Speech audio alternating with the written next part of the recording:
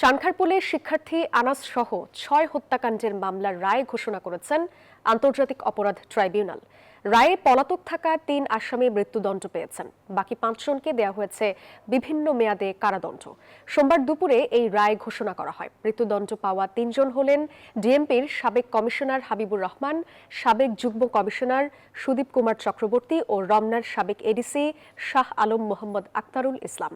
রমনার সাবেক এসি মোহাম্মদ ইমরুলের ৬ বছর ও সাবেক পরিদর্শক মোহাম্মদ আরশাদ হোসেনের ৪ বছর করে সাজা হয়েছে।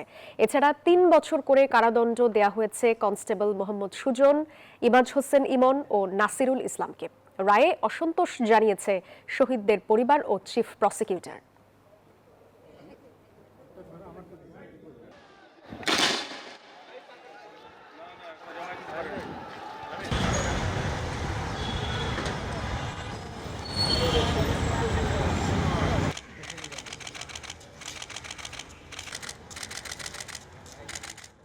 বাকি ৩ জনকে যে মৃত্যুদণ্ড দেওয়া আছে যেটা যথার্থ হয়েছে। যারা সরাসরি এখানে গুলি বর্ষণ করেছে তাদের অপরাধ প্রমাণিত হওয়ার পরে সাজা অল্প হওয়াটা এইটা ন্যায় বিচারের সাথে সঙ্গতিপূর্ণ নয় বলে আমরা মনে করছি।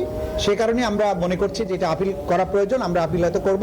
ইন্টারিম থাকা অবস্থায় যদি আমরা ইনসাফ না পাই, যে জায়গায় প্রকাশে সারা বাংলাদেশের মানুষ দেখা সত্ত্বেও একজন খুনিকে সাধারণ ৩ বছর সাজা, আইনি অনুযায়ী ৯ মাস, এই রায়কে আমরা ঘৃণা ধরে প্রত্যাখ্যান করতেছি। আমরাই তো এখন নিজের জান লইয়া ই করতে পারবো না। একটা মাত্র ছেলে আমার এই ছেলের রায়টা আমি শুনে সন্তুষ্ট হই নাই।